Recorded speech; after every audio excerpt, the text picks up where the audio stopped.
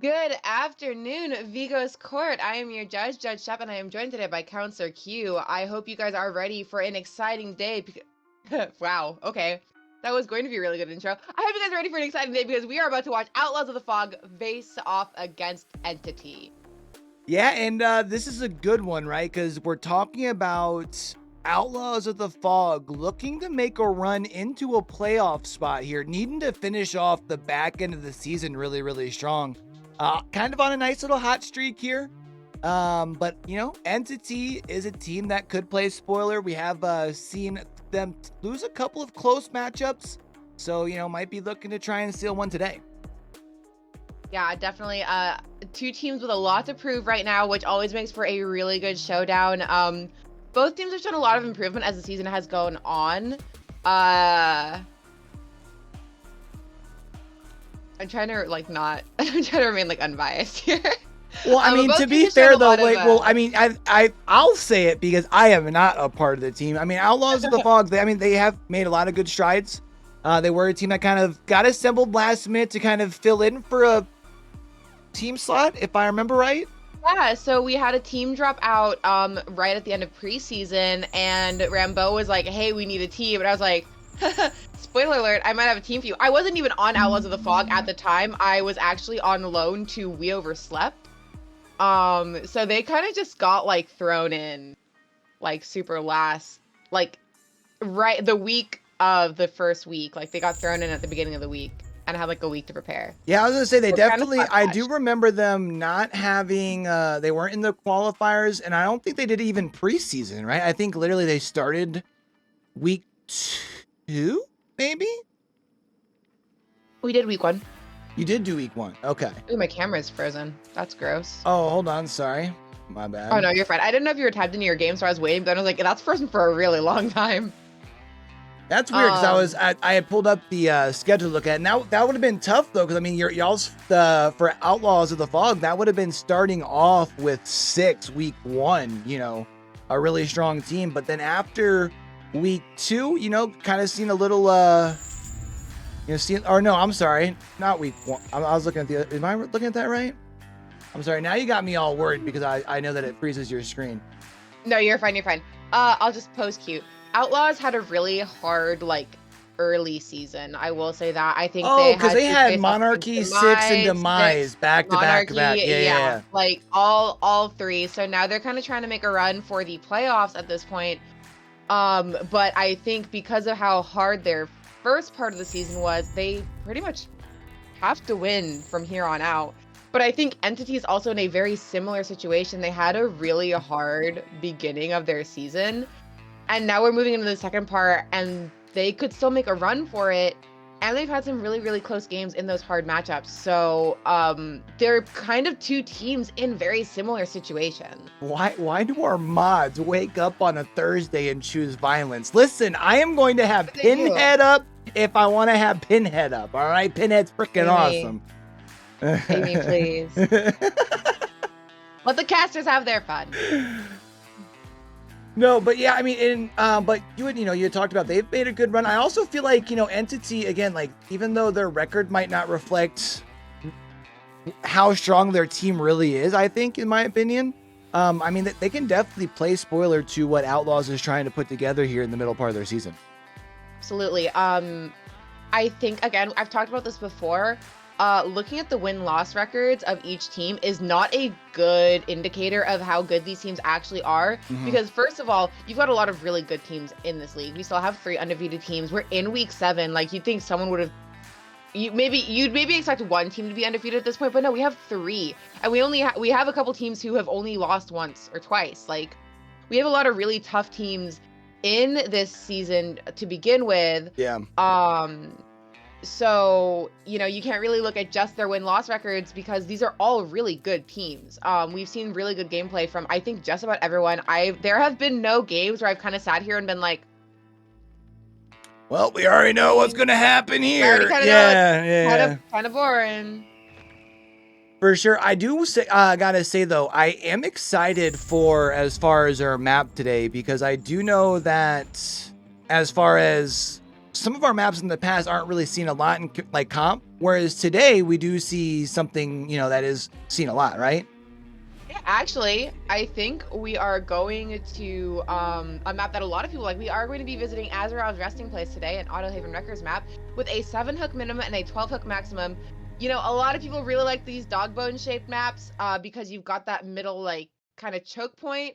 And as we've seen before, if the survivors aren't careful or if the killer puts on a lot of pressure, you can end up with really nasty 3 gens or even 4 gens situations, depending on what the survivors choose to do with their generators.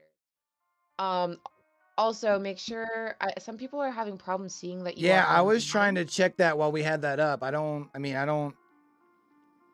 Are we sure we're looking for my What is 7782? Cuz I'm on my Epic account. that's what I sent well, let me double check. I think that's what I sent them.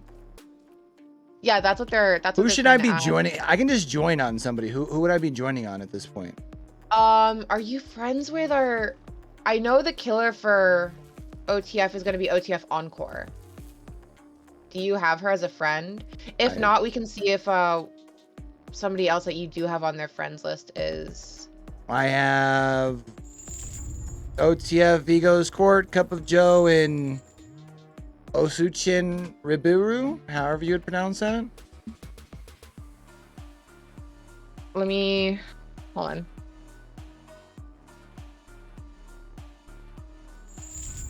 But I yeah, asked so those two if he can join their lobby so that you can join in off of him. okay. But yeah, so I mean, with it Troubleshooting. being on ARP, I mean, so ARP kind of has that notorious double choke point. You do have that kind of middle gen that kind of tends to rotate from top to bottom in either those couple tiles, or sometimes you'll see it, you know, just outside one or the other. So sometimes RNG can play a little bit of a factor, but for the most part, gives you a lot of consistency on the map, right? 3 top side, 3 bottom side, just the one kind of floater gen, really. Yeah, you kind of have. Okay, you should be able to join off of Osu now. But yeah, you kind of have like that one floater gen. It's either going to be in the middle or like on either side, but otherwise pretty consistent generations. Even down to like the jungle gym generations. Mm-hmm.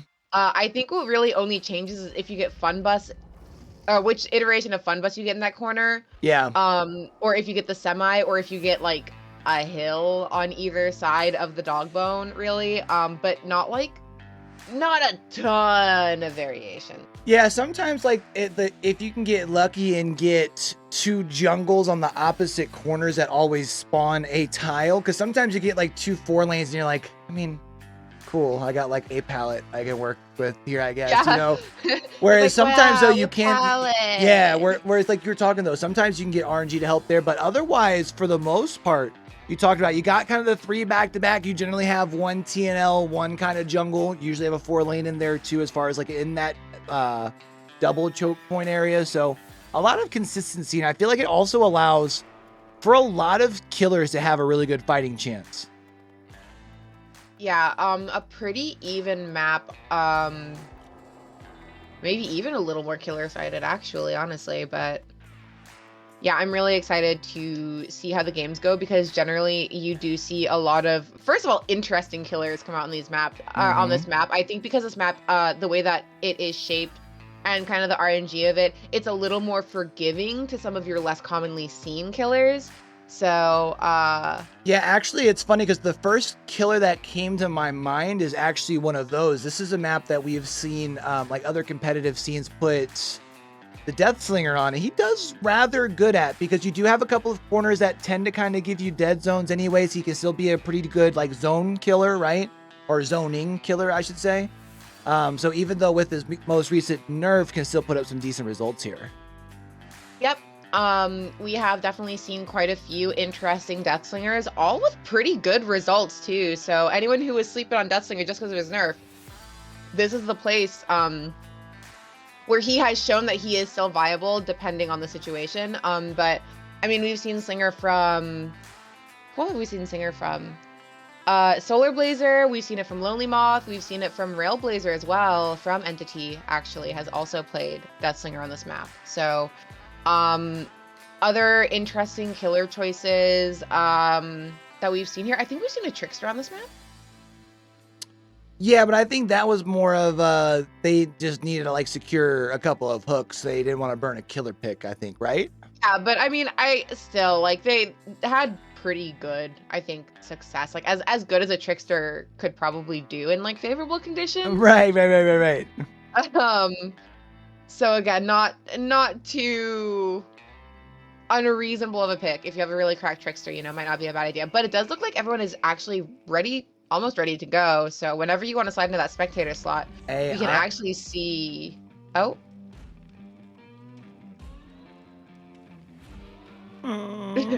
You broke the lobby. I was just switching to spectator. What happened? All right, technical difficulties, but it's gonna be okay, guys. We'll get it sorted out.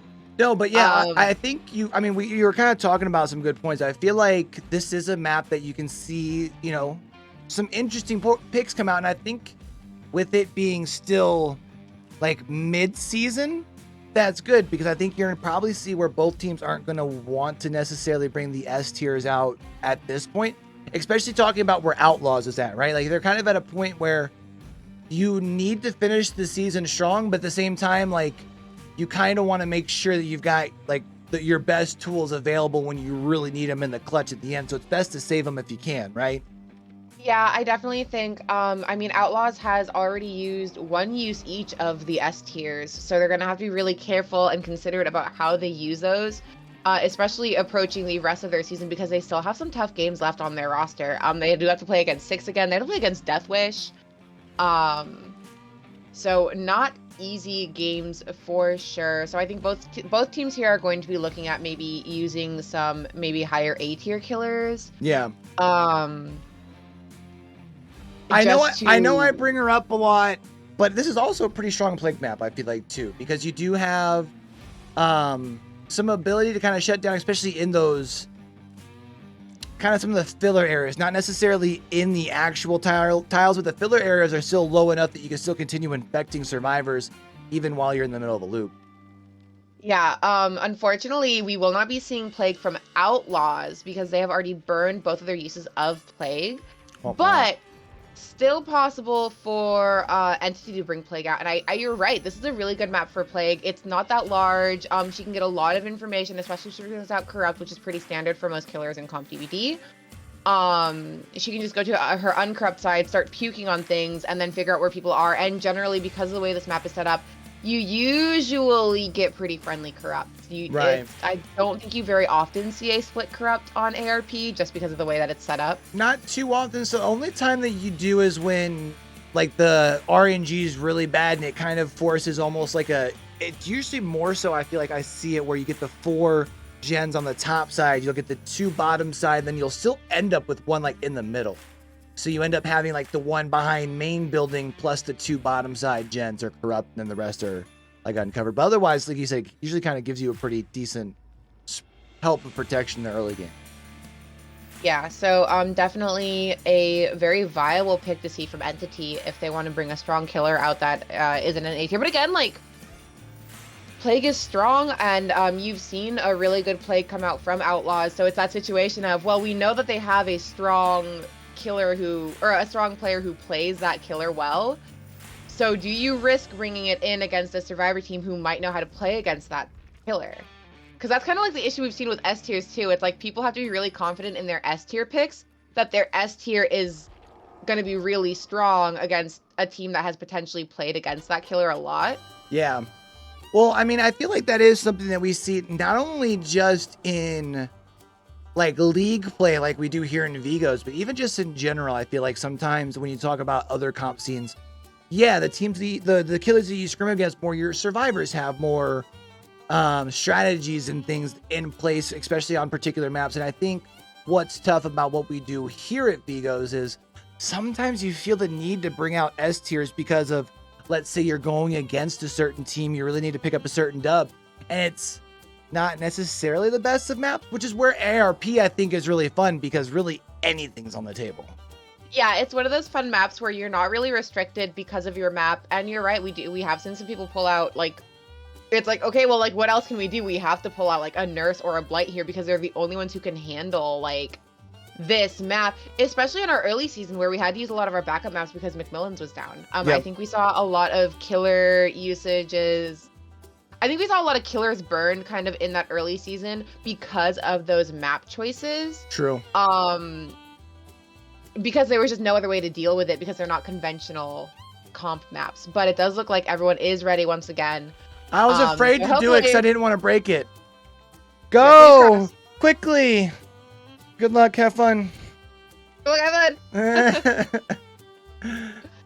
but yeah, I'm really excited to see what both teams bring to the table today. I have like a vague idea of what Outlaws is doing, but only vaguely. I kind of tried to keep my nose out of that because I wasn't playing this week. Right. But Entity is going to be a pleasant surprise no matter what. Again, both teams have done a lot to progress themselves throughout the season, so I'm really excited to see how they both play. It's going to be a good matchup, I think, regardless of what they decide to bring. Well, yeah, especially I think the thing I really like about Entity is it's a team that's been around for a while, brings a lot of knowledge and experience to the table. And I think that's something that can help them in this situation, especially since we're talking about a map that does allow for so much to be on the table on the killer side, while also being so familiar on the survivor side. Got all our offerings. We love to see that. Yep, and our cut coin as well. So while we load into this trial, let's talk about how the Outlaws are looking to put some points on the board here. All right, guys, let's talk about it. How do our killers earn their points? Well, of course, those hooks are very important. The first and second hook are going to be worth less points than that third hook. Progressions, however, will be worth 1 less, so you really don't want to get progressions if you can help it. The 7th and 8th progression are going to be worth 1 point each regardless. If you can get that 4K, you will get an additional 2 points. Everyone likes extra points, so if you can get that 4K, it will be great for you. Entity kills are going to be worth the corresponding hook plus the progression states, which is the same for, I believe, our Moris. However, if you down somebody and you lose them, or you just leave them there to bleed out, you will lose all the points for those hooks. So don't let people bleed out on the floor, you guys. There are 30 points available for our killer to earn here today. For more on rules, text !rules in chat, because apparently I can't talk. And I'm trying to think about it. I think we have actually had a game here recently where the bleed out actually caused a dub to get switched in the opposite direction not too long ago. But we are going to see here Seizure coming out with the Demo Puppy. I do really like this pick. Of course, once Demo Puppy is able to kind of get this setup going, has a lot of ability to traverse the map, but isn't a setup killer in the same sense of, like, let's say a hag or a trapper, right? You can kind of set up as you go and still be very effective using your base kit. Absolutely. I think Demo is a very fun choice too, just because, again, like you said, not as restrictive on setup, but still kind of like a little bit of that play style available to them if they want to take it. Yeah, now we do see here, we talked about that corrupt intervention and the gen spawns heading into the trial itself, and we do see that we did have that middle gen really rotated down towards the bottom side of the map here, back towards Shack, really back there by the back by Pride Rock there, which does mean you were able to put a little bit of extra pressure here. I'm kind of actually surprised to see Caesar taking the chase into the corner, because you really could have restricted the team here of Outlaws of getting past you, getting towards the other side of the map. But now you've got survivors who have probably gotten across there and are now working on those gens, and we're about 90 seconds into this trial here, so they're probably starting to spread that pressure amongst multiple gens. Absolutely, but you do see, I think she heard you and decided to go check out what was going on in kind of the middle area of the map. Oh, gets done, stupid. Plus 10 wood to the face, though. Applied. Now going to be able to build just a little bit of distance. Was trying to play it smart, stay in the area. We are going to see the Lori moving in here to take the body block. That is going to be another survivor that is now injured over on this side of the map that is about to be losing the corrupt intervention here in about 7-8 seconds or so, and now going to be taking a chase here back at the Shack. I do like this decision at this point, because now if you would be able to get it down back here, you know that you've kind of already got a 4th gen set up, knowing that that 4th gen, that mid gen, has very little progress on it. Yeah, definitely an interesting choice for these 2 survivors to be back here, honestly, in this corrupt area. Don't know if that was them trying to wait out the corrupt intervention or what, but getting caught early on, I think I would have left it for now. Yeah, now we are going to see Seizure here. I think probably going to be taking the play, trying to push to that corner gen because you do have the reading thanks to the heartbeat. We do see the aura there as well coming out from the upside down. We should be able to force this pallet down here, probably one more rotation around here, unless there is a dead hard in play. Oh, able to get the down. A little too greedy was Railblazer there, able to get that down, and maybe even, oh, I was going to say, maybe Seizure can make a play, but actually with the healed survivor, I think at this point you just go ahead and secure your one hook and go ahead and play a little bit of defense here. We see a couple people buy some gens though. Yeah, and we definitely see some people messing around near the portals. Seizure getting a lot of information from that, kind of letting her know where people are at this point. Now we do see taking the aggressive swing around the pallet space, trying to force this thing down. It does not look like we're going to be able to get the pallet down. Now going to be going through the upside down here to put pressure onto this middle gen here on Pride Rock. You can hear quite a bit of progress, not quite to where the fourth piston's all the way pumping, but definitely quite a bit of progress nonetheless. And now taking chase with our Nia back here in the corner. And this is going to be really important. You really, really would like to secure yourself a down here quickly. Absolutely. Gonna be really important for Seizure to start kind of, I don't know if that was a good use of that pallet, honestly. No, I feel like you probably could have gotten yourself an extra rotation out of the pallet at least, but now we are going to see Seizure using the shred to remove that pallet out of the way. It has been a little while since we have seen the first generator complete. Makes me think that our survivors here are doing a very good job spreading that pressure amongst multiple generators here. Now going to be traversing the upside down. I think just going to be at this point, seeing Seizure try and stay on this side of the map and keep this little 3-gen in play. Yes, she's doing a good job of identifying where her 3-gen is, and also keeping good tabs kind of on where the survivors are. I think she kind of knew that they were probably over here, so good on her for kind of having the sense to know, like, she's got a lot of survivors on this side, and she's going to keep harassing it because of that. Oh, and a nice play off of the drop. No balanced landing, but still just a nice little bit just to prolong that chase just a little bit longer here. Now going to be moving in here using the firecracker to be able to duck back into the jungle gym itself. I do believe this pallet over here is still up, could be used in play, but we do see Seizure opting to stay kind of close to this gen, still keeping the 4-gen intact here, but not completely breaking the gen there. Not quite sure what we're seeing. So you're doing a good job of trying to just kind of patrol this area, knowing that they're going to have to come down here if they don't want to end up in a bad situation. We are going to see Seizure, though, at this point, opt to break this generator in the back area. Now back to traversing the upside down to come over here to where we do find the Claudette. We do see auras also across the way. We know we have 2 survivors on that generator on the far side of the map.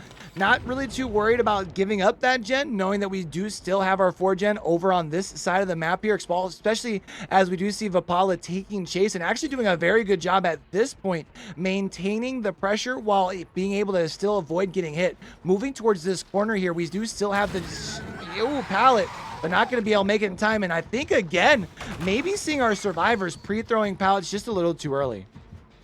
Yeah, trying to play really safe, but I think they're playing just a little too cautiously and not giving themselves the best chance. I think our Claudette kind of realized the situation she was in and took our killer to the corner to try and buy her teammates a little bit more time by forcing Seizure to have to walk really far to try to get this hook. And that is now going to be generator number 4 getting complete. We are going to see the deadlock is going to come in play on that generator right next to us. Only 2 hook states thus far, though, so our survivors doing a very good job of keeping up the pressure here. We are going to see Seizure placing another one of those portals here next to this gen. We've been seeing quite a bit of pressure as well as information that Seizure has been able to use thanks to those portals, but looks like we got a couple of survivors here in the area lining up for the shred, but unfortunately borrowed time will allow Claudette to build even more distance. Yeah, Claudette gonna be able to take this chase all the way into this middle area, maybe buy her teammates some time to do a gen over there, although I don't think we really have a 3-gen in that area at this point. I think they kind of broke that. Yeah, but I do like this play because we do see Claudette now basically burying herself in this corner. Remember, we have not really taken any chase back here, which does mean that all of the pallets back here are currently up. We see Claudette throwing those things left and right. That does allow for the Noed to be broken here as well. Now at this point, we will probably be seeing our survivors trying to make a play for one of the doors here. We are going to see Claudette yet again going to the corner of the map. That's also going to be a no way out getting triggered there. So a little bit of time yet until our survivors can get to the door, but wouldn't be surprised to see them maybe try and make a save play knowing that Noed's been cleansed as well. Yeah, there's not a lot of time on that no way out trigger. So with the bit of time they have, I wouldn't be surprised to see our survivors come in with 3 healthy survivors to try to pull off the hook and then maybe get the 4 out here. Also worth noting, relatively friendly doors as far as for our killer. We have one door pretty well right next to the hook, the other one across the way, but still on this half of the map here. So really friendly doors as far as being able to keep an eye on the 2. We can keep an eye as far as on the red lights right there next to us on to the right there. And we do still have a pretty good line of sight to be able to keep an eye on the one over there. Doesn't look like we it does look like we actually have at least one survivor on that door. It looked like maybe 2 lights were up at this point. It does actually look like our survivors are going to opt to take the 3 out, and I like that play because then you're not really giving up any extra unnecessary hooks, right? Absolutely. Better to play a little bit more safe than sorry, maybe. You still get a good amount of points for getting that 3 out, especially with 2 survivors escaping with no hook states taken off. And I mean, a really, really good performance by our survivors there. I feel like that was more about what our survivors there were able to do right more than what it was as far as like what our killer did wrong there as far as on the Demogorgon, right? I feel like they did a very strong early game, just unfortunately couldn't get much done in the end game because the survivors were right on top of the Noed and then able to get to the doors and get out, you know? Yeah, absolutely. I don't think that was so much the killer doing anything wrong as the survivors just playing really well. I definitely agree with you there. But yeah, I think that's just kind of like the nature of the beast, really. It's kind of hard to play killer in these comp settings because these survivor squads are really strong. And I think for OTF and Entity, both, I think they've both proven that their survivor squads are really dependable and really solid. So I'm not surprised by this showing from Entity because they have had pretty good survivor turnouts before. Yeah, now the big thing for the Outlaws is going to be how can your survivors bounce back, right? Because you are looking at a little bit of a deficit here after trial number 1, but it's not unsurmountable. We still have 3 trials left. You're going into 2 survivor trials where you can kind of play the way we just saw Entity play, right? You play very passive, you pre-throw a lot of pallets, and just make sure that you're pounding out the gens outside of the killer's view. And you can kind of pull this thing back little by little, but it really starts in this next trial. Yeah, definitely. I think these first 2 trials with any matchup, really, these first 2 trials are kind of testing the waters, kind of trying to gain as many points as you can, but not feeling too bad about the results either way, unless they're like absolutely tragic. Because you still have those last 2 trials where you've warmed up against each other, you're kind of testing each other out, and you kind of know what you need to do, because at that point you also kind of have your win conditions set already.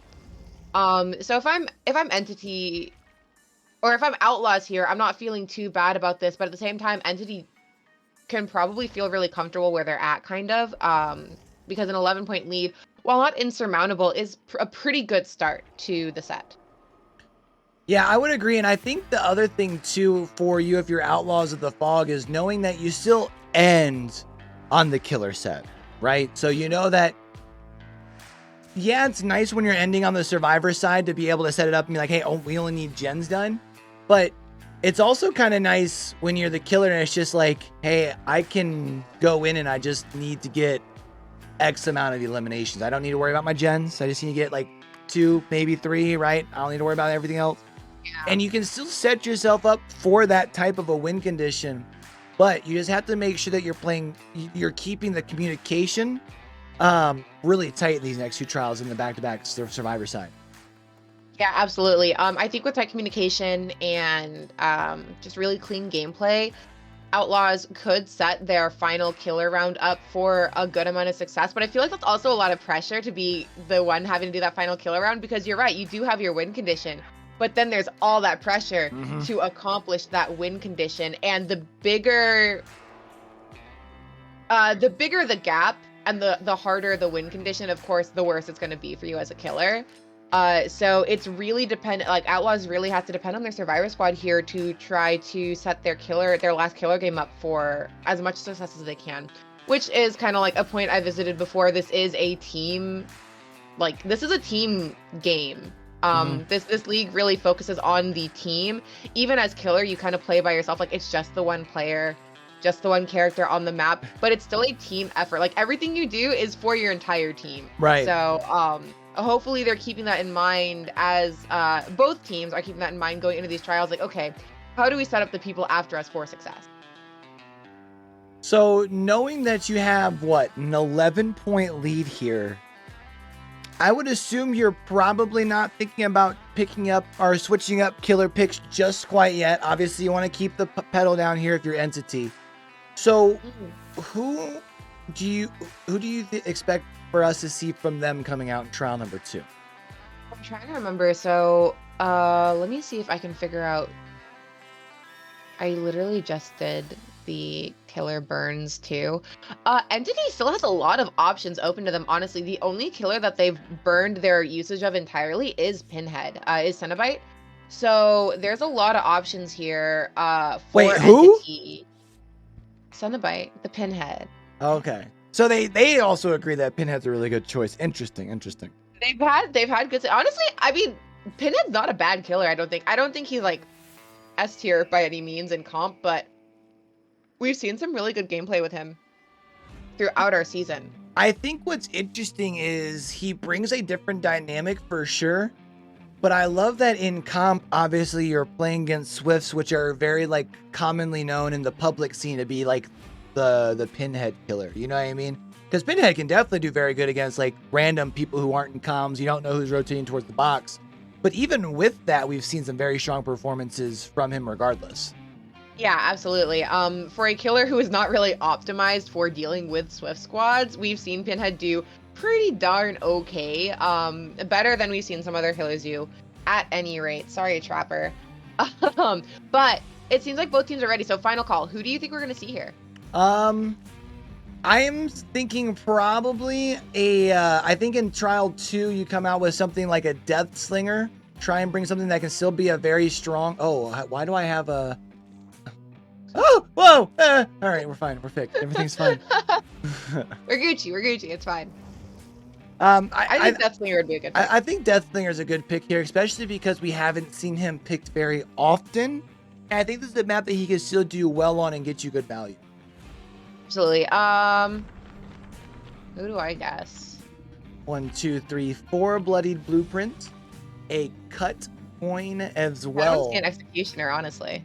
I think that's my call. I want to see an executioner. That'd be a good pick too. Now, Outlaws of the Fog is looking to start a comeback here. Let's talk about how they're looking to put points on the board on the survivor side.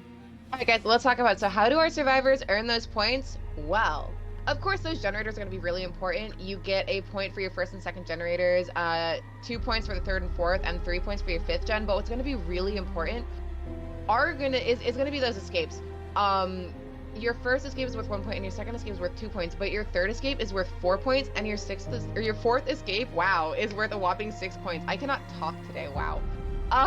It's so early really for important you. that it's so early. It's really important that you get everybody out of there, especially with minimal hook states, because if you only have one hook state, if you have 2 hook states or more remaining, so if you've only been hooked once or not at all, you get extra points for that. So you really want to escape with as few points as possible, with as many people as possible. For more on rules that you can read a little bit more eloquently than I can speak them, please check !rules in chat. We are looking at a little bit longer of a loading screen here. Don't want to be switching over or giving anything away just quite yet. I see some people talking about hag gameplay, and it's funny because I finally actually got to see some competitive hag for the first time last month, and it was on this map, and they were able to get 4K. So I mean, it could be a pick. I just I don't know. You know what I'm saying? But let's go Yeah, ahead it'd be a and good pick here. yeah, but let's go ahead and take another trip back into the fog. And this is a pick that I think you had brought up, which was seeing Trick Daddy Kane Oh, come out here. oh boy. So Okay. Okay, Railblazer, I see you. Yeah. very interesting to see. Now, I do like one thing that obviously that Trickster can bring to the table on this map. Some of these more kind of filler areas on the left, like we're actually running away from here, as Legum is. They have the lower kind of walls to them, so you can still apply those dagger hits while you're in the middle of your loop. However, you do have quite a bit of stuff in the middle of the map that has the higher area. So if I'm a survivor, I'm trying the best that I can, at least in the early part of the trial, to spend time around the main tiles of the map. Yeah, absolutely. You kind of want to stay around these taller areas because Trickster will just hurl those knives over the wall. And we will see him do that and get his first down. Yeah, Railblazer here actually getting a very early down. And now going to be able to put a survivor here actually on the uncorrupt side of your map here. Now, it does look like it was the middle gen that we did lose there, which is a little unfortunate, but that does mean here at this point you can kind of limit yourself and try and zone your survivors into playing more into this corner of the area. Maybe try and burn some of the resources a little earlier. We do see Outlaws of the Fog here taking chase. Of course, that is always a good target to find. If I was playing against these guys, that's probably the one that I would try and identify for the quick down. Aw, don't believe egos like that. But that's going to be a very quick hook number 2 here, second hook before we see a second gen. Definitely, Railblazer doing a really good job of keeping some really consistent pressure on these survivors, which is what Trickster is good for if you can get him in the right situation. What's going to be interesting though is we can notice there on the left side of the screen that Legum has yet to be reset. Now, actually, this is Legum that we are now taking chase with here on the bottom side, or sorry, the top side of the map. And of course, with him already having, or with Legum already having one health state being gone, this is going to be a relatively quick down here. Spending a little bit of extra time just for fun with the bat there. The question is, do you have the decisive strike? Because we are in the corner. No decisive strike to be dropped here at this point. This is going to be hook number 2 for Legum before we see a second generator complete. Absolutely. Railblazer, again, doing a really good job of keeping that consistent pressure up. And finding scratch marks almost immediately. You see this generator has a lot of progress on it, but Railblazer putting that survivor on the hook there is going to do a lot to get that regress. And people were trying to tell me that Trickster wasn't comp viable. Look at this, 3 hooks already. Railblazers are doing actually really good here. We do see moving towards our main building, quite a bit of progress on this generator. I think that's the 4th piston started to pump at that point, probably at about 85% from the sound of it. We do also see another survivor really more rotating away towards the middle portion of the map there towards Shack side. So it does look like maybe wouldn't be surprised to see our survivor team. Oh, I was gonna say maybe sacrifice 1 survivor for 2 gens, but we actually see the save coming in now, running straight at Railblazer. Have to assume that means there's borrowed time here. The M1 now going to apply that status here, but would not be surprised to see Railblazer actually continue the tunnel out, but instead goes back towards main building. That's a lot of survivors to see for 1 unhook, so a little scary for Outlaws here. And we will see Railblazer loading up that main event as our second generator pops. Yeah, and we are going to see now here decides to go ahead and try and use that to see if you can go ahead and land the last couple here on Wakanda as they are retreating back to the opposite side of the map here. Now, not going to be able to secure the down, but I think you got at least a change of a health state. We do still hear this generator here right next to us that is covered up by that deadlock. That thing's knocking quite a bit there. That thing's just about ready to get popped as soon as the deadlock is off of that thing. But we are able to locate our Cup of Joe back here, and I believe this would be another fresh hook if I'm not mistaken. Yes, that would be a fresh hook here on JoJo. So Railblazer doing a really good job of getting those first hooks out of the way because you want to make sure that as you get close to the end of the game, the survivors have as few hook states remaining as possible to deny them those extra points. And now you are going to be able to get back over here towards the main building. Not going to get here in time to prevent the popping, but you are going to be able to get a very quick down onto Wakanda, actually opting to go for the slug here. This play could get interesting, especially because I also saw our Vigo's court friend there on the edge of the, basically right where we were, but this is actually going to be a very quick down. I think this is going to be counting out the borrowed time. There is the down onto JoJo. JoJo just came off of the hook. No decisive strike to be played here. We still have yet to see Wakanda get picked up across the map. There it is, Wakanda getting picked up just now, but that means very minimal objective work is getting done right now against this Trickster. Yeah, and we do see 3 generators have been done, but that doesn't put Outlaws in a very comfortable position either way, because we are seeing a lot of hook states just kind of going.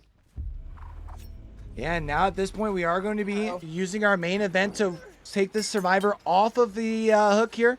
Not going to be able to get enough of the daggers onto Wakanda to force a health state change. However, it is going to be enough distance to be made here for the save to come in. Now taking the M1 onto TTV, Vigo's court, but instead breaking the chase and trying to go for the tunnel out onto Cup of JoJo. The only thing is Cup of JoJo does seem to be taking chase going towards the one generator that had the most progress because it is covered up by that deadlock. Yeah, Deadlock doing a really good job of kind of showing our killer what he might need to be paying attention to if he wants to slow this game down any further. And this is tough because we do see that Railblazer does have Cup of JoJo down to needing just one knife left, but only has 2 left in the chamber. Instead comes over here and finds the reset location of our other survivors here. I believe that is the Felix that we have been able to zone out, and unfortunately getting caught out of position. And that is going to be, I believe, hook number 2 onto our Felix. Does look like a second hook for Vigo's court here.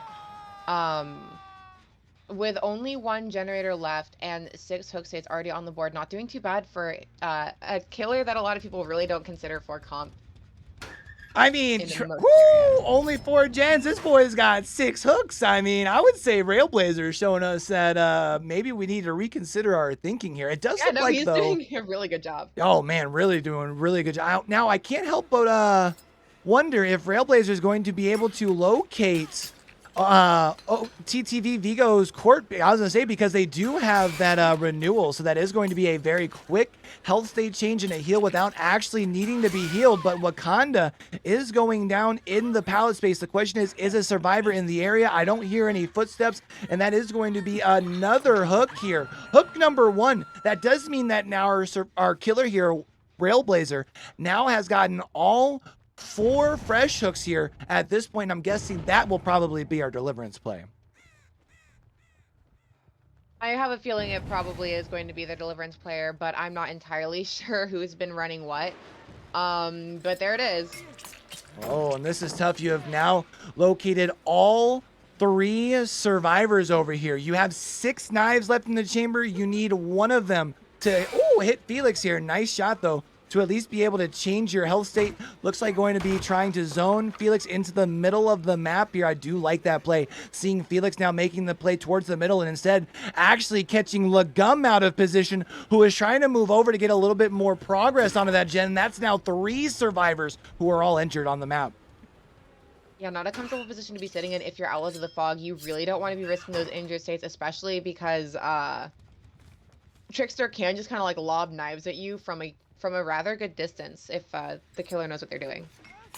Now we do hear quite a bit of progress on this gen. Yet again, finishing the gen right in the face. That is going to be generator number 5 getting done. That's 4 stacks of No Way Out, meaning that there is 60 seconds until our survivors can even start working on these doors. And oh my goodness gracious, you will see both doors here right next to each other on the same side of the map. You will also see on the right side of the screen, we do have that status effect. We have caught somebody trying to go for the no-ed, but instead able to pop our power, able to see if maybe we're able to get the down. Ooh, and able to get the down here. We still have about 25 seconds left on that No Way Out here as low.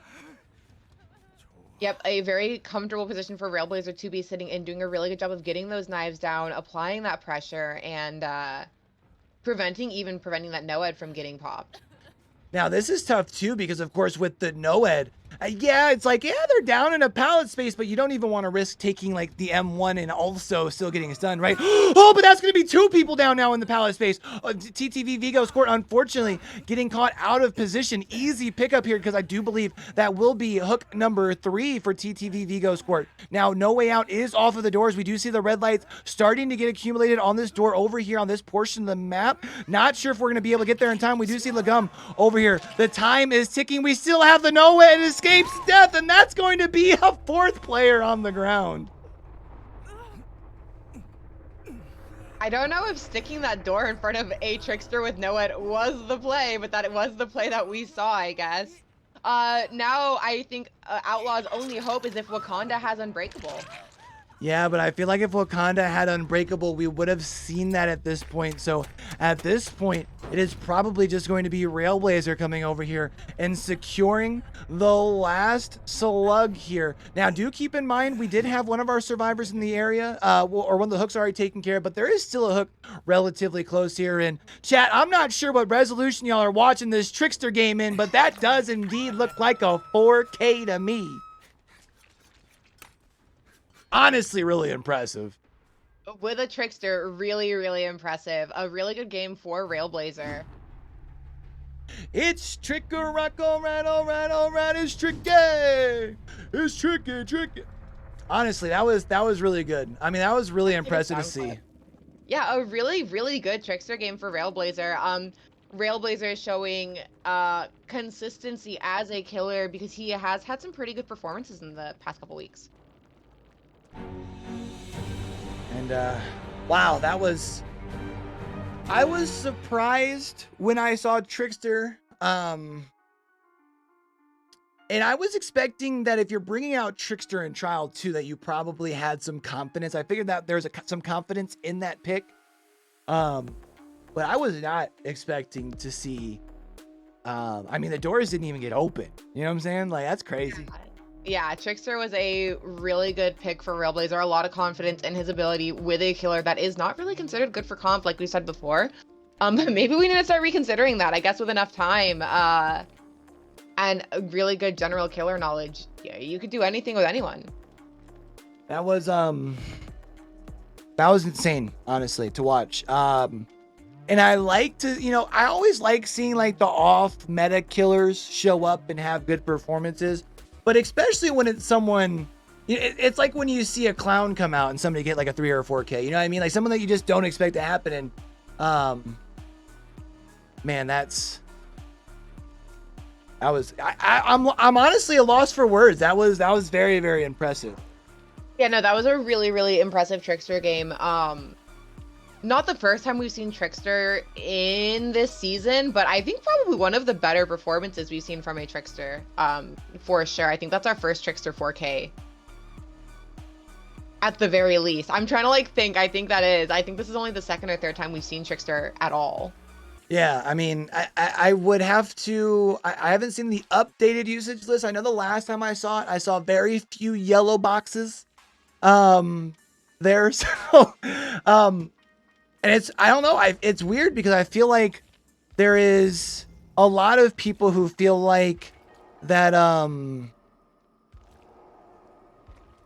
he is like the, Trickster is like the Wish version of Huntress, but I mean, we just saw really strong performance. So I think what helped was being able to get the very fast down and then kind of being able to keep the pressure up from there. And also we saw multiple times there in like the late portion of the mid game where our killer was able to find the reset location too. Yeah, absolutely. Really good map knowledge from Railblazer there. Kind of just like, I don't know, trusting his spidey senses maybe to be like, I think they're going to be healing over here. And there they are.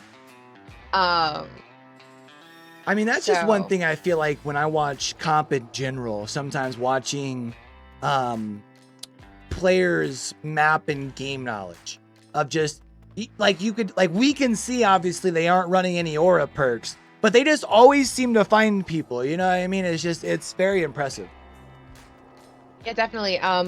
Good map awareness from our killer to be certain, and if we can get another performance like that, that's going to be really good for Entity. Outlaws in a rather uncomfortable position here with facing a very large gap going into the second half of this set. Excuse me. No, you're good. It is a very tough, a very steep deficit you're looking at already. Also, you know, you still have another killer game here from Entity to go through. But talking about map awareness and map knowledge, some people probably came in and saw that we were on an auto haven realm. Maybe they didn't see it when we talked about the map earlier. So let's go ahead and break it down a little bit. Let's talk about it, you guys. All right, where are we? We are on an auto haven Rutgers map, Azeroth's resting place. It is the Entity home map with a 7-hook minimum and a 12-hook maximum. This dog bone kind of map with that choke point in the center is a pretty favorable map for a lot of killers. If the survivors aren't careful, they can end up in a really nasty situation. So actually probably one of the maps that is more favorable to the killer side than the survivor side, compared to what we've seen otherwise in the season for our other maps.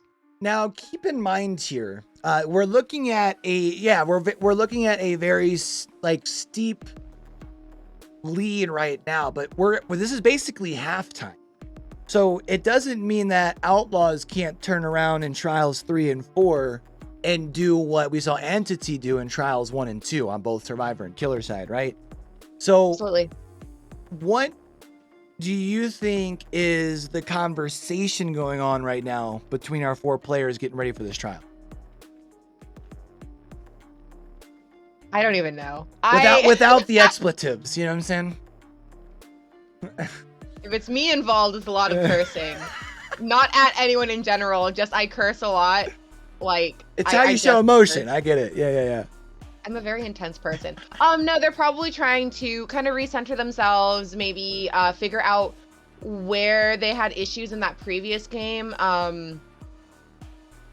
If they're smart, and I know they are, they will hopefully be kind of able to evaluate that game and what happened and maybe figure out how to avoid those situations coming into their next game. I also know, however, inside knowledge, most of us fucking hate going against Trickster. So I think that was a really good pick by Railblazer against a team who probably You think as soon as they loaded in, they're like, bro, are you serious? I know. No, you know what? As soon as I saw Trickster, I was like, oh my god, Gum's gonna DC. Because we had a pubs game where, so my favorite clip of Gum from his stream is we load into a match and he hears that it's a Trickster and he's like, oh, it's a Trickster. And then like later on, we come into a game, he hears the lullaby and immediately DC'd. It was so fucking funny. So as soon as I saw Trickster, I was like, oh no. Come please. Come not please. Like this. Not like this. Yeah, Outlaws is going to really need to get it together for this next game if they want to come back. And it looks like they are ready. And I think our killer is also ready. So this will be Outlaws' chance to prove themselves and maybe kind of stage a comeback going into the second half of this matchup. Yeah, I mean, definitely the big thing is just, I think you need to make sure that you realize that you can't make it all back in this trial, but you need to make sure you make yourself back a decent amount of it this trial to make sure that you can, obviously finish off the comeback in the killer set in trial number 4, right? Absolutely. I think it's going to take a lot of hard work, but I think Outlaws is capable of it. As unbiased as I can possibly be. I just realized I was sitting in the Survivors. Wow, Q. You want to come play for Outlaws? You can nope, play for us. Nope. I have been told that I am allowed to cast not as much as I want, but I'm allowed to cast and all that. But if I were to join a team, my new bed would be the couch. So that's been my instruction. Very, very, very fair. Well, we do see we got the 4 bloodied blueprints, the cut coin. Let's kind of talk about some of our balancing rules, what's banned, what's not, and kind of some things like that. Yeah, let's talk about it, guys. All right, so what is allowed in Vigo's court? I'm glad that somebody asked. You can have yellow items and add-ons or below, but that's about it. You can only have 1 of each broken item, except for borrowed time. Go save your friends. You can have 2 of those on the team, but no more than 2 borrowed times. There are quite a few banned perks, so what you will not be seeing in Vigo's Court is Built to Last, Prove Thyself, or Starstruck. You will also not see Haunted Ground, Lethal Pursuer, or any of the boons, nor will you see Clairvoyance or any of the perks from our newest chapter. Killers used are limited to twice a season, so survivors are also limited, however, to only one character per team. No 4 Dwights, no 1 Locker, so very sorry about that. Violations are subject to penalties. If you want to know about those penalties or want to know more about what is banned or not banned in Vigo's Court, check !rules in chat. Or just wait until the next round when we tell you about the penalties. or be patient, but if I don't have to read it to you, it's you know, it's fine. I'm illiterate. It's fine. Sam doesn't need face cam. Sam face cams himself. He's fine. It's fine. I mean, look, as his captain, I have opinions on that. All right, and here we go. Let's take another trip back into the fog. And if our killer has their way with it, this round right here is indeed going to be a nightmare. Coming out with the Freddy. I like this pick, of course, with Freddy's ability to traverse the map very, very quickly. Using the teleportation power, of course. Also, we are going to see the Corrupt intervention. We are also going to be seeing a Ruin in play. Freddy does have some lunge, but not that much, homie. That's going to be a swing and a miss at the window. Blazer, or not, I'm sorry. Vapala actually killing for us today, going to go ahead and not take that chase in that Corrupt zone. Yeah, I like that play. Sensing that you probably had some survivors moving towards this side of the map, knowing that they're now going to be able to work on the generators over here. Also knowing here that we'll see as we push a survivor off of this generator, the sparks coming into play. You do have Ruin up, so really right now, you need to be spending the time that you do have with some Ruin value in this portion of the map, because Auto Haven is not known for being able to give you too friendly of totem spawns. Yeah, definitely if there's anything that we know to be true about the Auto Haven maps, it's that Ruin is probably out in the open somewhere. So definitely our killer, sorry, I just want to say Railblazer. Vapala is really going to want to take advantage of the situation here with Ruin being up right now, to try to put as much pressure down as possible. Yeah, we do now have 2 injured survivors in the trial here. That was Undying, that was broken, which does mean Vapala here does still have Ruin in play at this point. About 20 seconds left on the Corrupt intervention here. We are going to see a lot of faking using that teleportation. I like that play. The hope is maybe that you can get the survivor to guess the wrong direction that you are coming from and have them run straight into you. Thus far, though, our survivors have done a very good job. A very medium volt there, though, is going to be very unfortunate. That is going to cause the M1, but still have yet to see it down here. Yeah, I'm at a mid-volt strikes again, allowing for the hit on gun, but we will see that Wakanda was able to be reset. Yeah, we do have a reset on Wakanda. We are going to see, I think that was actually 2 of those snares placed, which does cause Legum to just basically break away from the tile itself. We do see the fake of the teleport towards the area that has the Tinkerer there. That Tinkerer procs is going to give you some good value linked with the Ruin that is still up, but it is Auto Haven. Won't be surprised to see our survivors find that Ruin relatively quickly. There's generator number 1 in exchange for hook number 1, and now at this point, going to be seeing Valpala trying to locate that survivor who just finished this generator over here and see if you can get 2 hooks kind of back to back like our killer did last trial. Absolutely, and quickly finding another survivor here, so this will be a good situation for Vapala if they can get the quick down while we still have Gump on the hook in this back area.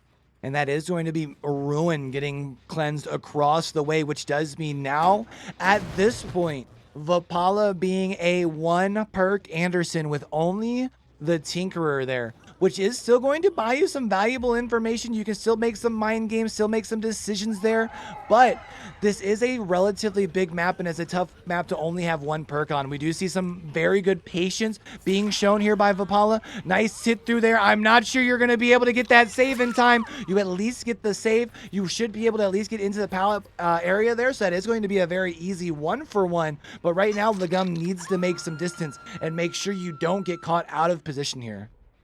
Yeah, hopefully Gum is taking that sacrifice from Wakanda to get the hell out of that area and maybe reset. But it does look like Vapala is not really going to ease up on that pressure at all, and we are going to find Joe coming out of nowhere. Yeah, taking the playing the nice guy, taking the hit for Legum, who had just come off of the hook there. That is going to be hook number 1 for Cup of Joe. We are also going to see, oh, very good fake there with the Tinkerer. That's going to be a slug onto Legum. Now you can make some extra plays here with the Felix here. The Felix is going to have to retreat away from this hook. Now with our survivor still being left on the ground and knowing that we have a good chance of there being a broken survivor across the map that is not moving in for the save here, would not be surprised to see Cup of Joe be progressed into a second stage. Yeah, that would be really smart for Vapala to kind of just stay in this area and watch this. Although we do see the pickup, so maybe not as valuable anymore. But all survivors are injured. The ones who are not on the hook, of course. Was that a pickup or an unbreakable? I'm not entirely sure. I thought I did see Wakanda coming through the area, but I could be wrong. I wasn't sure if I had seen another survivor come in. That would actually be some pretty big value, though, if you're Vapala here, because if that is the unbreakable, you've gotten the unbreakable out of the way. You can figure, since you have commonly seen the deliverance with the deliverance with the D strike, knowing that the broken status is off of Wakanda, you don't have to worry about it on them at this point. So at this point, you can kind of just vibe and chill out in the middle of the map. Nice play around the pallet, getting the down before the pallet is able to be dropped on their face. Really good red light manipulation from our killer there, and not a bad place to be. You do have a hook really close to this other hook that you've got going on. Man, this is going to be tough. We do see Wakanda now moving in for the save. We'll be able to get there before our Freddy is able to get back in time. It also looks like we had our other survivor set up for our other save here. So at this point, no more hooks to worry about, but we do need to get some survivors reset. And we also need to start cranking some gens, because it has been a little while since any survivors have been on them. We can even hear that gen over here back at Pride Rock that at one point was at Tinkerer proc, still sitting at about 85%, hasn't even been able to get finished yet. Yeah, even without Ruin on the table, Freddy's still able to put down a lot of pressure on these survivors and placing these traps in key points in this shack area to cause Wakanda some problems, but we will see Wakanda finish that heal in his face. Yeah, Wakanda was trying to bait out the fake there at the window. I think maybe just took it a little too wide, was not able to get to the window in time, still taking the M1. Now at this point, we'll be taking that pallet down, which is a very valuable resource. Still have yet to see another generator get popped, but worth noting, we have seen all 3 survivors get healed. There has been a complete reset that has happened. There is going to be the M1 onto Legum, though. And now it does look like another Tinkerer procs, which does mean Vapala right now can make some plays around this tile here, knowing that you have some red stain kind of cover up. Oh. Ooh. Wakanda doing a good job of keeping eyes on that Freddy, even with the Tinkerer. I think recognizing that the terror radius was gone, probably wanting to keep the camera on him right there. Ooh.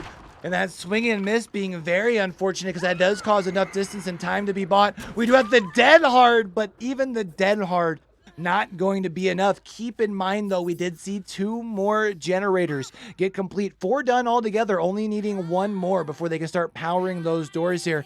This should be hook number 2 onto Wakanda, if I am not mistaken here. So Wakanda does have a little bit of hang time here, but you'll also see when looking around that our survivors have done a very good job with their gen split for the late game. Once again, TTV Vigo Squirt getting caught in that very familiar spot, which is out of position, taking the M1 here, and might be looking at another down very, very quickly.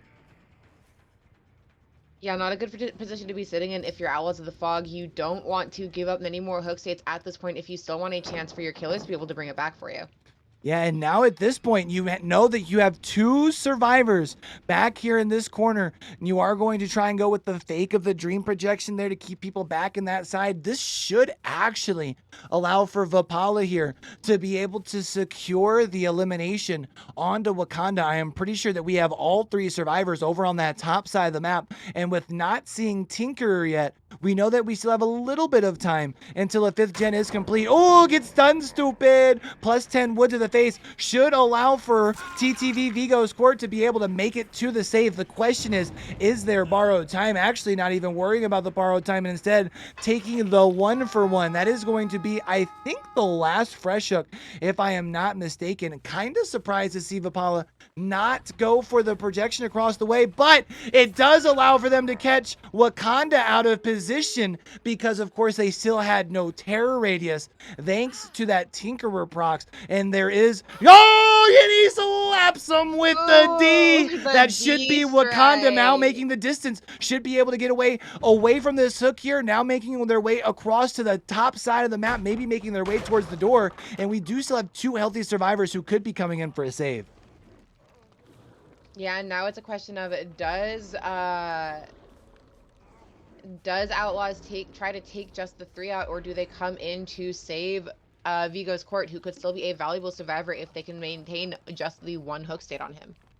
I mean, honestly, I think looking at the scoreboard right now, knowing how valuable the 4th escape is, and knowing, you know, that the 6 points that you can get from that 4th escape, knowing you still have a little bit of hang time, you can see across the way that you do have a door relatively close. We have seen the save come in. You know, you don't have to worry about any no one escapes death because all of our perks have already been revealed to our survivors. So I would not be surprised knowing that they're in the kind of, you know, deficit that they're in right now. That's probably the door across the way being open there. We see 2 survivors in the area. That's going to be Legum taking the hit, but actually escaping the area. Oh, nice M1 and a swing and a miss.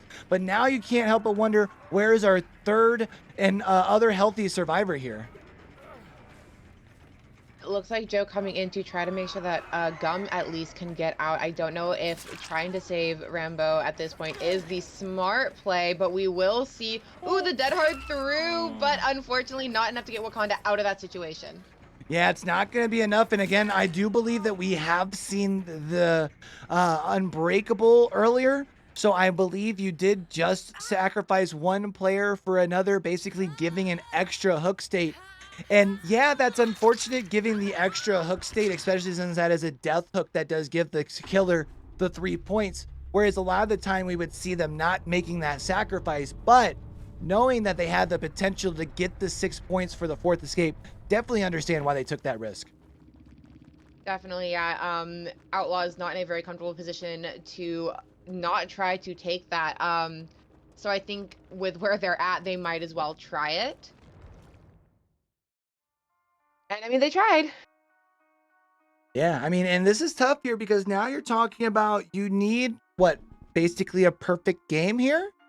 Yeah, you pretty much need like You need the 4K 4K, the 4K at what, 2 gens complete, which are usually like considered free anyways, which is why they're worth 1 point. Yeah, pretty much. Oh, that's tough. I mean, this goes to show though, and I think this is a point that you have brought up already multiple times this week, of when you look at Vigo's Court and where everyone sits right now, looking at what their record isn't necessarily the most fair reflection of how good their team is, right? Because Entity is a team that, if you look at the record, you're like, oh man, they've kind of struggled this season so far, but we're seeing here, I mean, they've been very impressive in all 3 trials. Yeah, absolutely. And they did have a game last week that was not done on air, but I was the ref for that match. And Entity had a really strong showing in that game as well. So I'm not surprised by what I'm seeing here. Now here's the question. You're Outlaws of the Fog. You're down 27 points. You need a darn near perfect game here, right? Do you risk burning an S tier killer here at the risk of burning it and not getting value? Because even let's say you get a 4K at 4 gens, it's not enough? I don't think that if I'm Outlaws, I change what the... You wouldn't happen to know if Osu's killing in Trial 4, is he? I believe he is. Yes, he is. Okay. So, I don't think they're going to change their game plan here. Of course, I kind of know what the game plan is, but I think for any team being in the situation, yes, you do want to put your best foot forward to kind of make up these points, but Outlaws is in a position where they only have one use left of their Blight and of their Nurse, and I think there are other matches they want to save those for. So I don't think you go ahead and try to use those to try to make, like, again, you don't want to waste that, because you could potentially make up the points, but at this point, the gap is so large that it's really, really risky, and unless you are very confident in what you're bringing out on the table, I don't think this is the play, or I don't think that would be the play here. So, and it's tough, right? Because I feel like the hard thing is knowing that you need you need almost like a perfect 12 hook 4K, right? Because if you start having your progressions, you're losing points. Like, yeah, you get the extra 2 points for like the 4K, but like if you get, oh man, I don't even know who I would think of as far as a kill. Like, my first thoughts was, maybe you bring out twins and go for a slugfest, but I think if you do that and then you lose out on your progressions, I still don't think that allows you to cut into your lead here. I mean, you really need like a 12 hook perfect game. You have to get, 12 hook perfect game. That's a tough. Difficult position to be in for Outlaws. Yeah, definitely a difficult position to be in. I'm trying to think like what the play would be here for them, but I'm not entirely sure that I know. Now, oh man, yeah, because you talked about, right? You have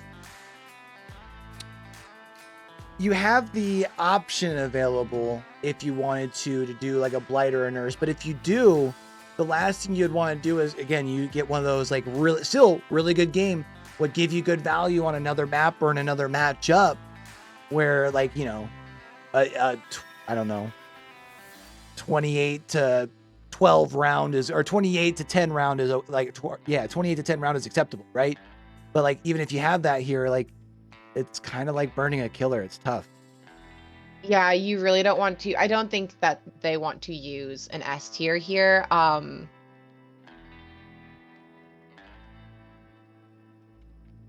mean, I understand that. I'm thinking. Like, because the rest of your, I mean,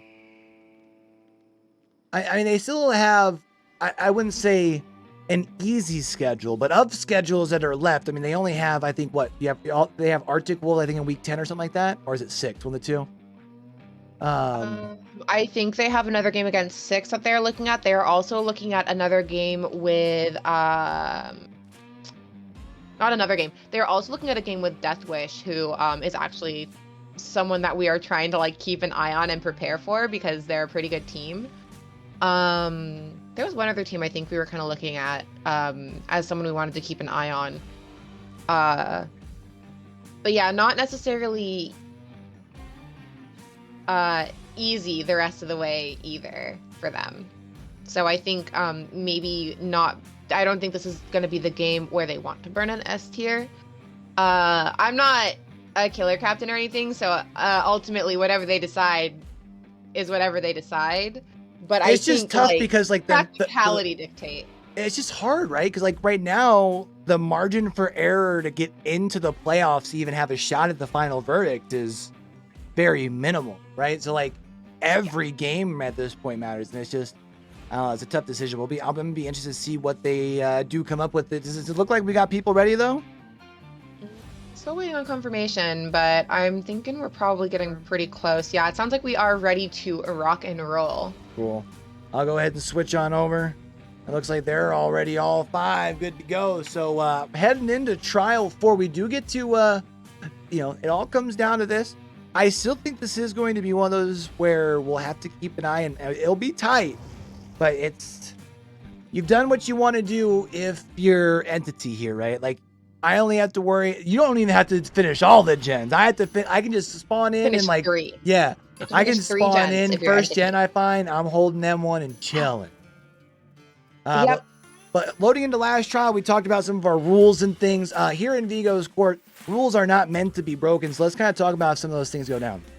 Let's talk about it, guys. So we talked about what is and is not allowed. What happens if those rules are broken? Matches with penalties can be played out. They could be restarted, or both.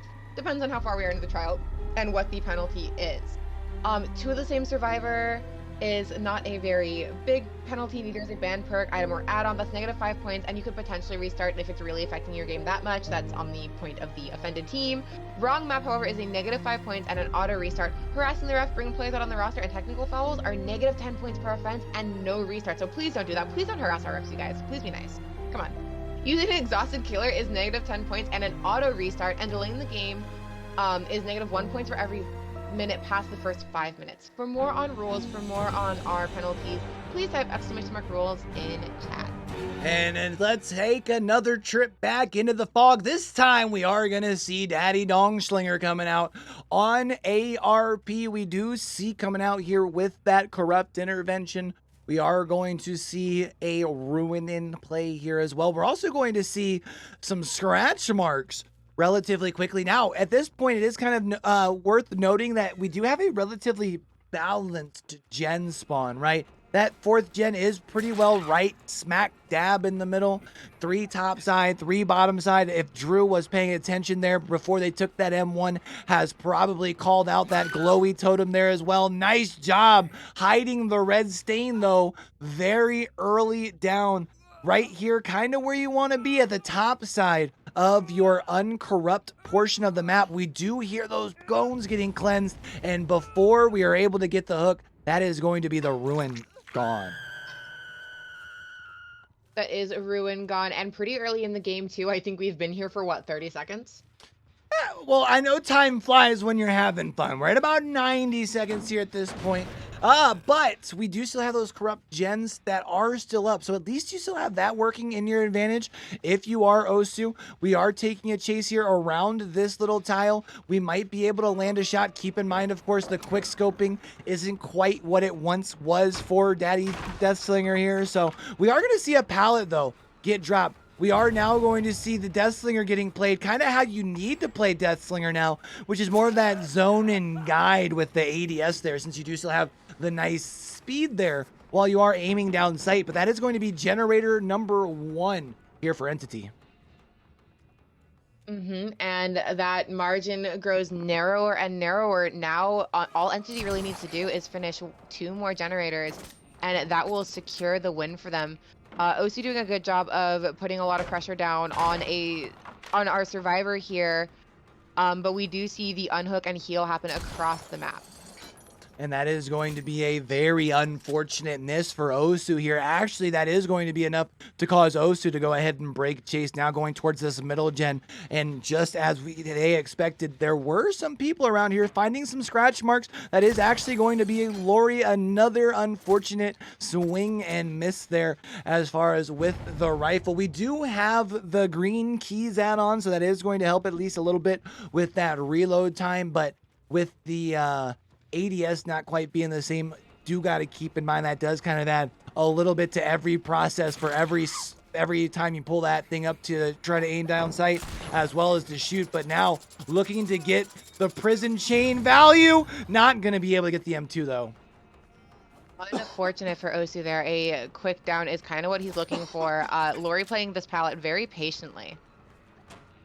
Lori doing a very good job playing his thing. This chase being very important, buying a lot of time thus far.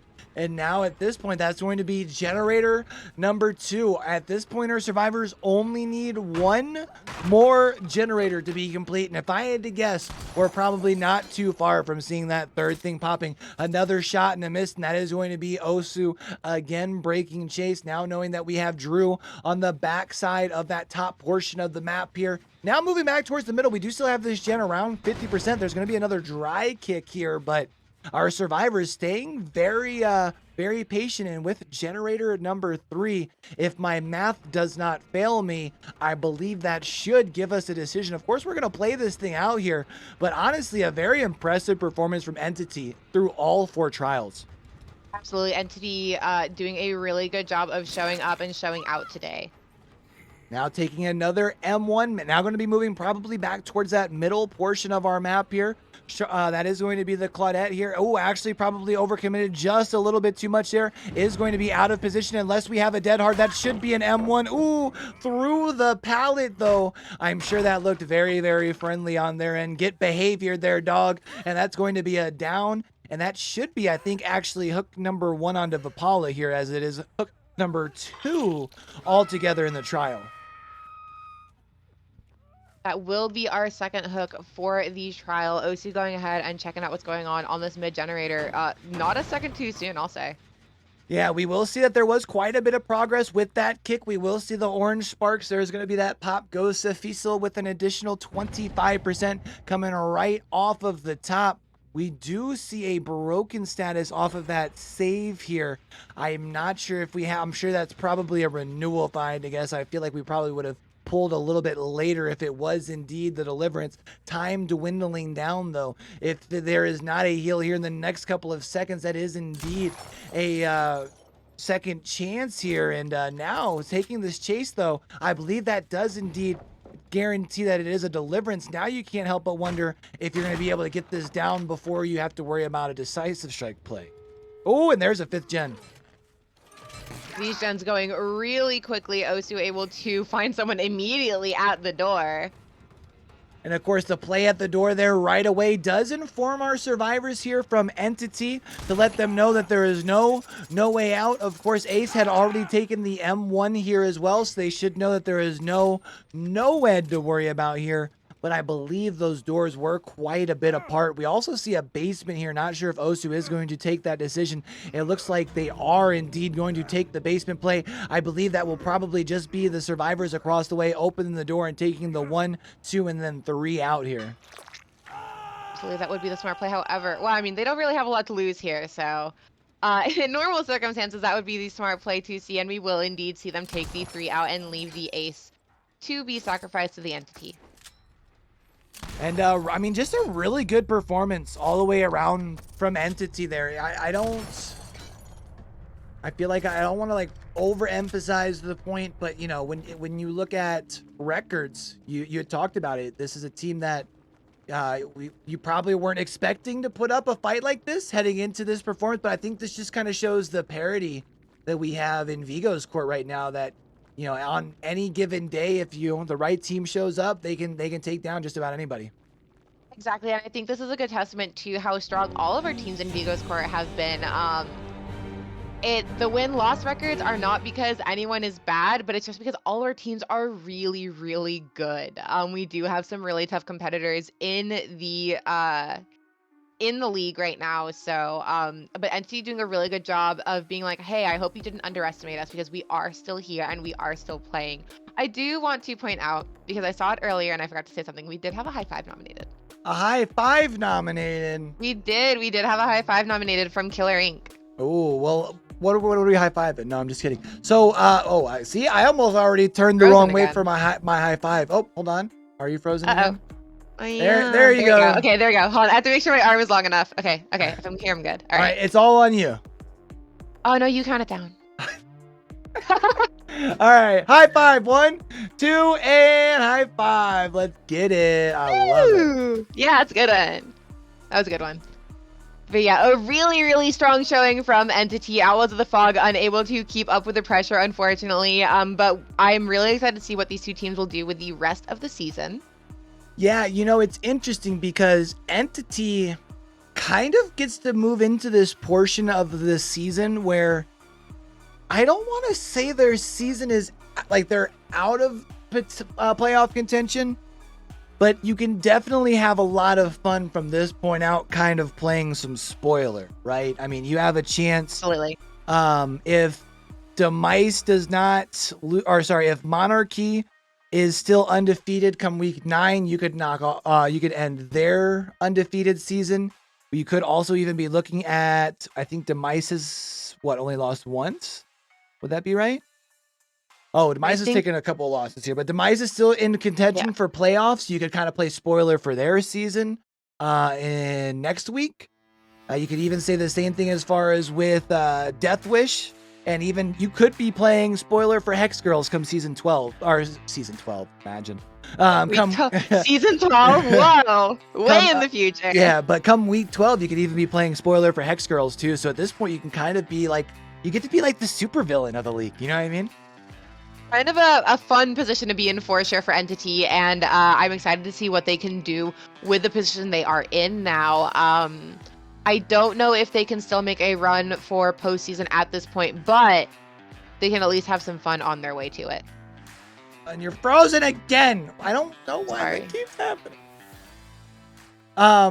But yes, I mean, so that does not end things as far as for us here today. Now that is ending up as far as the matchup between these two. But we still have another game today at 9 o'clock, right? 9? Yeah, 9 Yes. Eastern time. We'll be back here for that one. And then also, I believe that will wrap us up for 2021, right? Yep, that will be the end of 2021 for us. I will also wrap up our week 7 as well. So this next game will be our last game of week 7. I do believe it is Hex Girls versus 6. I'm sorry, Hex Girls versus 6. But it does look like we have a Wild Vapala in the interrogation room. How are you doing today? Hey, hello, I'm doing pretty good. Very happy glad to for hear the that. win. Yeah, you guys played incredibly today. Oh, thanks. So, walk me through kind of, you played Survivor both rounds, and then we did see you play Killer today, correct? Yeah, I was playing Freddy. Was Freddy kind of, so for your guys' Killer picks, was that kind of your game plan? Did you decide those coming into, like, were those already picked coming into today's games, or did you guys kind of decide that on the fly? We actually had an idea before the game. We were thinking that if we didn't perform well on our Survivor game, we will just use an S-tier killer, like a nurse or a spirit or something like that. But I think we did pretty good on the Demogorgon game, so we just used Trickster and Freddy. Absolutely, and those are still really good choices. Even for being maybe off-meta picks, both killers performed really, really well. Yeah, I mean, some people, these killers are kinda underrated, you know. Some people don't know its true potential until they play it a lot, so... Right. So yeah. Especially the Trick Daddy coming out and getting the 4K. That was fun to watch. Railblazer is a very crazy guy. Like his ideas. How crazy were comms going when y'all saw Railblazer popping off in that trial?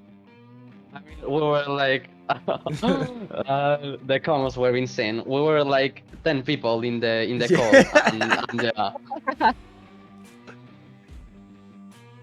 Love to hear that you guys were all there supporting each other. Going into that last trial, knowing that you guys needed to just complete a couple generators, I'm sure it didn't feel too bad, but did you have anything special that you pulled out, or were you guys just kind of vibing and having a good time? We actually played it kind of seriously because we didn't really know the win condition. So we know that we had to do like 4 gens or something like that. So we just play as best as we can. Mm-hmm. I love it. Well, I do have to ask you, before we let you out of here, is there anything that you want to say to the homies from the fans of Entity and the people from Vigo's Court after coming out and vibing with us today? Yeah, I have to say that thanks for all the support, even though in the votation of the blood points of the channel, we didn't really win. But you know, the funny thing is that the people, the roster that play in this match, none of us are actually from Entity. Oh, it's like the fill-ins, is what you're saying? Yeah, it's like it's both. I am from Atrocity. Right. Drew and Kensho are from Monarchy, and Railblazer is from another team. So Putting everything together and making a run. You love to see it. Well, you guys played Yeah. fantastically today. Oh, thanks. For not being the like mainline team for Entity. I mean, yeah, but all of us are good friends. Like we know each other from a long time, so we know how every one of us play and their mindset, you know. Right. Well, I'm really excited to see what the rest of the season holds for you guys. If you guys did anything today, it was prove that you have been putting in a lot of really hard work this season, and it's paying off. So I'm really thrilled to see what you guys have to bring for us the rest of the season. Yeah, I mean, we will do as best as we can, as always, and try to give a good performance for both the people and for ourselves. I believe in you guys. Oh, thanks. Fantastic. Well, you have yourself a very awesome New Year's, Vipal, and we will catch you in the next week, all right? Yeah, sure. See ya, guys. All right, take it easy. Happy New Now, Year's. before we get out of here, we had another high five nominated, and it's because, I mean, let's be honest, the duo, we have to give a high five for the duo, all right? So Absolutely. I counted down the last one, so that means you have to count down this one. That's the rules. I can't count. Okay.